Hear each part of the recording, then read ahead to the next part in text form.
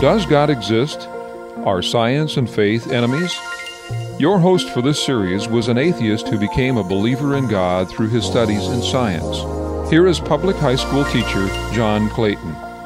In the last presentation, we spent a great deal of time looking at what is God. And what we tried to demonstrate was that God is a being that is portrayed in the Bible and that logically has to be perceived as a being that is not a part of our three-dimensional world.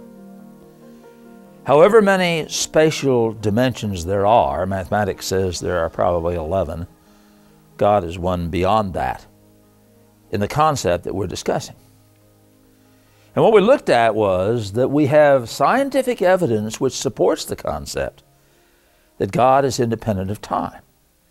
And so we have passages like the one in Peter that says, "A day is unto the Lord as 1,000 years, and 1,000 years in one day." And we pointed out that in reality is the nature of time. Einstein's propositions clearly demonstrate that time is not fixed, that time is relative. And then we looked at the concept of equivalence, the principle of equivalence, which says that time and space are really not different things, they're just different ways of measuring the same thing. And finally we saw that that's really a logical concept, that if you are outside of time, then you are unlimited in space. And so if somehow I could stop time and yet I could function normally, I could go anywhere in the cosmos and I would be everywhere in the cosmos at the same instant. And the Bible recognizes that. When you look at passages like 2 Peter 3 and verse 8, and you come back and look at passages like Jeremiah 23 verses 23 and 24, you see they say exactly the same thing. That God is unlimited in time and unlimited in space. And those two statements have to be true according to the things that we have learned in the 20th century about the relationship of time and space. And as we move into the 21st century, we see more and more evidence of how relevant and how important this concept of dimensions are. Because quantum mechanics especially has pushed us to recognize the fact that there are in fact multiple dimensions and that there's a whole new kind of science that describes those relationships, and yet it fits beautifully with the biblical perspective. One of my favorite passages in the Bible that deals with this kind of content is Acts 17, beginning with verse 22. It's an interesting history situation. Paul is talking to the educated elite of his day in the city of Athens. And he says in the passage, "Men of Athens, I perceive in all things you're too superstitious." These are the highbrows. They didn't think they were superstitious. Later on, he told them they were ignorant. Made a lot of friends that day. And then Paul talks about what Paul calls the unknown God. And it is the same unknown God that I believe is unknown in our society today. And do you remember how he described that God? He said, God is a God in whom we live and move and have our being. Now, is that your concept of God? I'm not asking you, do you believe in God? That's irrelevant. Is the God you believe in or don't believe in, as the case may be, a God in whom you live and move and have your being? Or is it something you've created in your own image, after your own likeness? Oh, the problems we have because we don't understand the nature of God. When somebody says, "What color of skin does God have?" What's their concept of God? What do they understand God to be? God is not a racial God. He doesn't possess skin color. God is a spirit.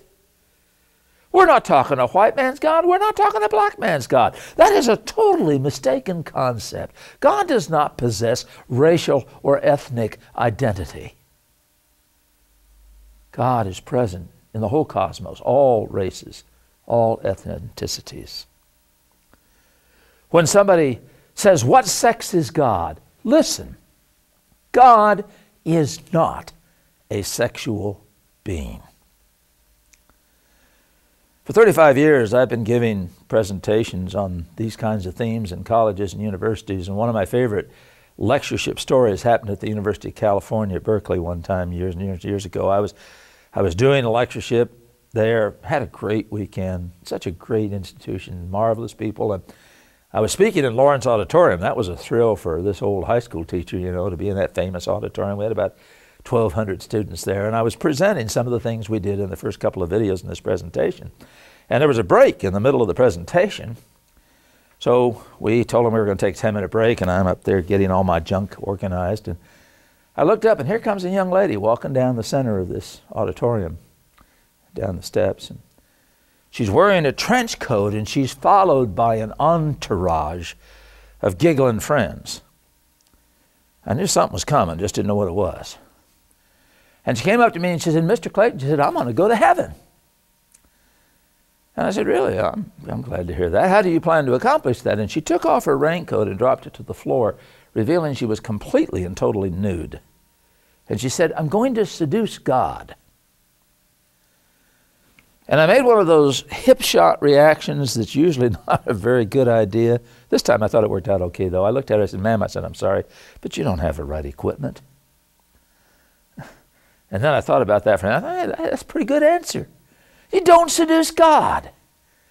God is not a male with male egotism, with male arrogance, with male insecurity, with all of the baggage that goes with the male gender. There is no neuter in the Hebrew language. Did you know that? There is no neuter in Hebrew. So if there was going to be a sexual identity given to God, it had to be given by the context in which it is written. And so when it's war and some of those types of things, there's a male context. But many times the context is feminine. Let me give you an illustration that I think would be very familiar to you. "O Jerusalem, Jerusalem, thou that killest the prophets and stonest them who are sent unto thee, how often would I have gathered thee unto me, as a hen gathers her chicks under her wings, and thou wouldst not." Now tell me that's a male image. You don't seduce God. God is not a sexual being. When somebody says, "How can God hear my prayer and the prayer of the little boy on the other side of the earth at the same time?" they're not understanding the nature of God. Listen, God has all of eternity to listen to the last split-second prayer of a pilot as his plane goes down in flames. Every prayer you ever prayed is now to God. God listens to your prayers for eternity. Speaking of eternity, what is it? Heard a man say one time, eternity is how long it would take an ant to move Mount Everest from LA to New York. No, that's not eternity. Had a young lady tell me eternity was my second hour of physics class. Yeah, I've had a view like that. It's bad. I hope it's not that bad. Listen. Eternity is that situation where time does not exist. Now think. If time does not exist, what else doesn't exist? And some of you say, well, time and space are separate by length. Space doesn't exist. Yeah, exactly. You can be everywhere in space now if there is no time. What else won't exist? Well, there won't be any death in eternity. Why not? Because death is dependent upon the passage of time. If I could stop time right now, you would never die. There will be no physical pain in eternity. Why not? Well, because physical pain is dependent upon the time it takes for the signal to go from what gets hurt, like my toe, to what registers what gets hurt.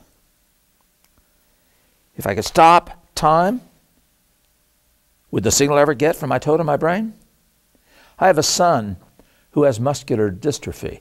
Do you know how they check on the progression of the disease? They put an electrical shock in his foot, and they measure how long it takes the pain sensation to drive through his nervous system and register in his brain, measuring that on an electroencephalogram. And by comparing the time now to the time 10 years ago, they can measure the rate at which the MD is progressing. If time stopped, would the signal ever get to his brain? See, if there's no time, there's no physical pain. Now, there are other kinds of pain. That's what hell's all about, but not pain that depends upon nerve endings and brain tissue and all that. There'll be no more tears when there's no time. No sorrows, nor crying. And if you know your Bible, I'm sure you see that I have just given you a verbatim quote of Revelation 21, verse 4, which tells us what it will be like to be in heaven. A timeless condition free of every miserable constraint that time brings upon us. And when someone says, who created God? Where did God come from? Once again, they're demonstrating they do not understand the nature of God. You know what I do when somebody asks that question? I hand them a piece of paper, I hand them a pencil, I say, here, do me a favor, draw me a four-sided triangle. Somebody says, who created God? Where did God come from? I say, draw me a four-sided triangle. And, they sort of look at you like, you lost your mind. And they'll say to you, well, I can't do that because you stated a question that's not correct. And my response is, yeah, that's right. And so did you. Now, think this through. When you say, who created God, you just made an assumption. You made the assumption that there was a time when God did not exist. But God created time. God existed before the beginning. In this visual that you're looking at, there are a whole string of pictures that tell us that God existed before matter, that God is outside of time. So we read statements like, I am the Alpha and the Omega, the beginning and the end. We read statements about things that happened before time began and things that will happen after time has ended. God is outside of time. When Genesis 1:1 says, in the beginning, God created the heaven and the earth, it's not just talking about the galaxies and the black holes and the stars and the planets and us. It is also telling us that God created time. Now, from a human perspective, from a physical perspective, you can say God has always been, but that's a very shallow, inadequate answer. Because what we're talking about is a being that created time.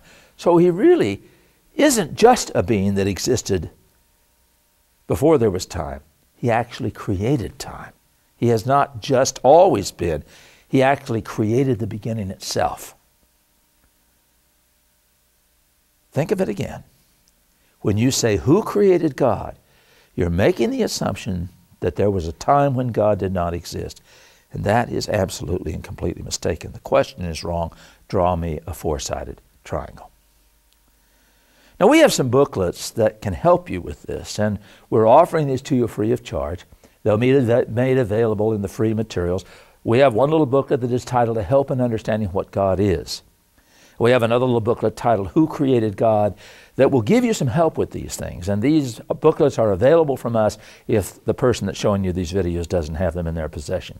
So all you have to do is to contact us on email or contact us by mail, and we'll be glad to send them to you.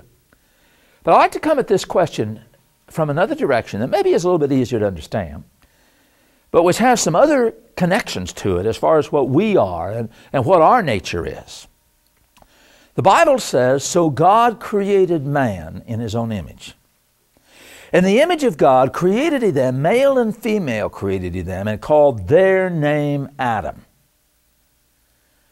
What does that mean? Well, let me show you what it doesn't mean. Here are two pictures that have been created in my image. The left-hand picture has been created in my image, and the right-hand picture has been created in my image. Both of those pictures were created in my image. So what's true of the two pictures? Yeah, they're identical, aren't they? And why are they identical? Because they were created in the image of the same thing. That's what it means for something to be in the image of something else. It looks like the thing it's in the image of. Now think. Think, think, think. If I am created in the image of God, and if you are created in the image of God, and if that is a physical image of a physical God, what would have to be true of you and me? Look at the pictures. Yeah, we would be identical twins, wouldn't we? But you don't look like me. I'm safe in saying that. You're not bald and fat and ugly. Well, some of you may be, at least two of the three of those. But the point is, you are not identical to me in every way. So it can't be a physical image that the Bible is talking about. So what kind of an image is it? Now, the answer to this question goes back to something we discussed in the very first video that we presented to you. There are many different words that can be used for God in the original language. In the Genesis account, the Hebrew word Elohim is used. It conveys the power and the strength and the majesty of God. And as we pointed out in the first and second video, that's exactly the kind of idea the Bible is trying to present. But there are other words. You may have heard the word Yahweh used, but Yahweh emphasizes the promises of God, and that's not what Genesis is about. You may have heard the word Adonai. Adonai emphasizes the ruler aspect of God. But once again, that's not what Genesis is about. The word Elohim is used exclusively in Genesis. And here's the kicker here. It is a plural word. Now there's a singular word for God, El, but it's not used until the 14th chapter of Genesis, as you'll notice in the chart. The word Elohim is used exclusively and is carried all the way through the Bible. Let us create man in our image, Genesis 1:26 says. Who's he talking to? Well, it's not hard to understand this. In Genesis 1 verse 2, we read that the Spirit of God moved upon the face of the waters. We read in John 1 and Colossians and other passages that Jesus was there at the beginning. And we're all familiar with the passage that says, "Go ye therefore, baptizing them in the name of the Father and the Son and the Holy Spirit," in Matthew 28 and verse 19. There are three separate entities to this thing that we call God, and yet one God. Now somebody says, "Oh boy, this sounds like it's going to get awful difficult." No, this is very easy. It's really very simple. Because there are three separate aspects to you. You are three separate entities, and yet there's just one of you. Let's follow this for a minute. You possess a characteristic which is called intellect. I'm not talking about intelligence. You can accuse me of not being intelligent, but you cannot accuse me of not having intellect. Intellect is that capacity of man which enables him to function without instinct. You see, an animal reacts to the here and now. He doesn't deal with the past. He doesn't get bent out of shape about the future. He deals with the immediate situation. I found that psychologists argue long and heavy about how many instincts man is born with. And however you might answer the question, the point is that man is not driven mechanically by instinct. And there are tons of things that man does that are clearly not instinctive in nature. What is it in man that has caused him from his earliest days to express himself in art? You know, in recent years, we have found beautiful artwork in caves all over the old world. Picasso went into the caves and came out and said, "We have learned nothing about art in our entire history. All the stuff you learned in art appreciation class, you know, structure, abstraction, form, all that stuff, they're in these paintings. And they're pretty good technically, too. These guys got paintings to stay on the walls of wet caves for thousands of years. I can't get paint to stay in my house 6 months. These are beautiful drawings, exquisitely drawn. What is it in man that causes him to do this? Do you know what happens when you give a paintbrush or a crayon to a chimpanzee? He eats it. He doesn't sit down and express himself artistically. What is it in man that gives him this capacity? What is it in man that has caused him from his earliest days to express himself in music? Have you ever heard of a chimpanzee writing a protest song? What is it in man that gives him this ability? What is it in man that has caused him from his earliest days to express himself in worship? Why does man worship God anyway? Now somebody says, well, that's because man's so smart. That's because man has such a big brain. That's because man's brain's so well organized. I'm sorry, but I can poke a 10-foot hole in that argument. You're looking at a picture of my son, Tim. The same young man that has the cerebral palsy and the muscular dystrophy is also severely retarded. He's also now in his adulthood blind. But this young man, even though he is severely retarded, can express himself artistically. He worships God. As a matter of fact, he's a very spiritual young man. He expresses himself in music beautifully. Sings songs, composes music. And here's a picture Tim drew when he was about 16 years old. Now, that may not be too hot for a 16-year-old kid, but you can certainly recognize the apple tree. You can certainly recognize the flowers, the rabbit, the neighbor's cat. Hopefully not to scale, but you can certainly recognize it. And the interesting thing is that if you will look at drawings that have been made by animals, what you'll see is that those drawings don't demonstrate anywhere near this sophistication. One of my favorite stories about this is a gorilla named Coco, who was trained by a lady by the name of Penny Patterson at Stanford University. In the literature on this gorilla, he is consistently able to score around 95 on an IQ test, so he is considerably more intelligent than my son. And what Miss Patterson has had him do is to put a canvas in front of him, put a yellow paintbrush in his hand. He'll go at the canvas a couple of times and she'll sign banana to the gorilla in the sign language of the deaf, which the gorilla has learned. And the gorilla will sign banana back. If she holds up the canvas 3 weeks later, the gorilla will sign banana. And she says, well, this is a proof that animals express themselves artistically. But the problem with that is that if someone walks into the gorilla's cage wearing a yellow hat, the gorilla signs banana. If someone walks in wearing a yellow tie, the gorilla signs banana. Someone walks in wearing a yellow smile button, the gorilla signs banana. And a couple of years ago, they had an article in National Geographic about a yellow kitten given to the gorilla. And what do you think the gorilla signed when he saw the yellow kitten? Yeah, the answer is banana. And the important thing to understand here is that it is clear that it is not a function of intelligence, because the gorilla is more intelligent than my son and yet does not do the things that my son does. Now somebody says, well, yeah, but you raised your son. You indoctrinated him. You brainwashed him in a very limited environment. If you raised the gorilla like that, he'd do everything your son does. And that's been tried.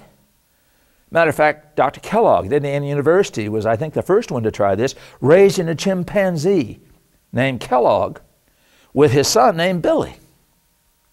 And the chimpanzee did pick things up very quickly. But he also resorted to normal ape behavior, swinging from chandelier to chandelier around the room. His development, if anything, was ahead of his son, but ultimately the development stopped and the baby boy continued to develop. And the little boy eventually became a doctor. And the chimpanzee became a main attraction at the St. Louis Zoo. But he never did the things about which we're talking. Animals we have thought to be genius, raised in human homes, do not do the things that humans do. And humans, we have written off as vegetables, do them. What we're saying is that man is created in the image of God, and the evidence supports the concept that we are spiritually in God's image, not physically in God's image. And so man, created in the image of God, refers to man's spiritual makeup, that which enables him to create art, to express himself in music, to be able to worship God, and all these other things. And do you know how important this is? See, if I believe that you were uniquely and specially created in the image of God with an eternal soul that lives forever and will never die, then I'm forced to believe that you are of intrinsic inherent worth. See, I don't care about your sex. I don't care about your race. I don't care about your age. I don't care about your IQ. I don't care about your money. I don't care about your education. I don't even care what you've done. You are the most important thing on this earth because you are uniquely and specially created in the image of God. That makes you of intrinsic inherent worth.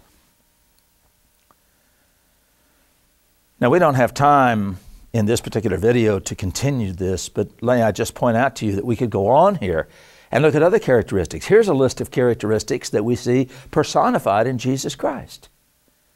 Let me just give you an illustration. You go home and you find that your dog has chewed up your favorite pair of slippers. And you roll up a newspaper and you go like this. And you are confronted with this. You're going to hit that? Now what's going on here? Is this dog overwhelmed with some compelling sense of guilt? No, he's learned you don't hit him so hard if he looks pathetic enough. That's a conditioned response. Your dog doesn't feel guilty when he bites the postman. He doesn't have any sympathy for the cat he runs up the tree next door for the 35th time. Animals do not have the capacity for forgiveness that Jesus demonstrated hanging on the cross. These are characteristics peculiar to man. And so when we say man is created in the image of God, we're referring to something that we call the soul. The soul is not some kind of ghostly apparition that goes out of you when you die. It is your spiritual makeup, that part of you which is uniquely and specially created in the image of God, that gives you intrinsic inherent worth. And it doesn't matter who you are. It doesn't matter what your IQ is. It doesn't matter what you've done.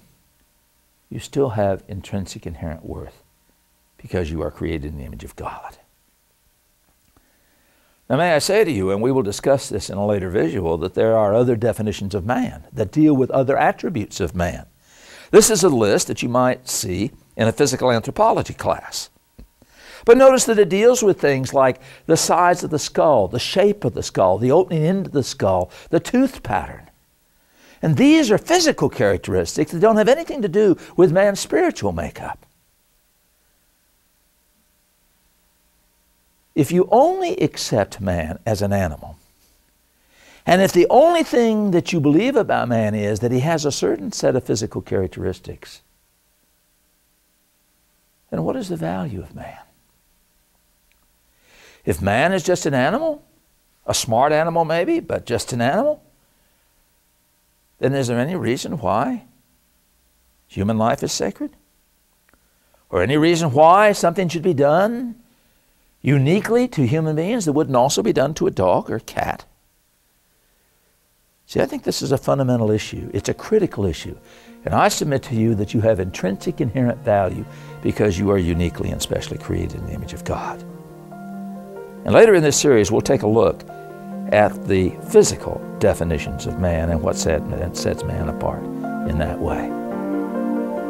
Does God Exist is an educational program which attempts to provide evidence that man can logically believe in God and that the Christian system presented in the New Testament is the best option for successful living. We offer materials free and on loan. Contact us by mail, fax, or email for a catalog, to request materials, or just to ask questions.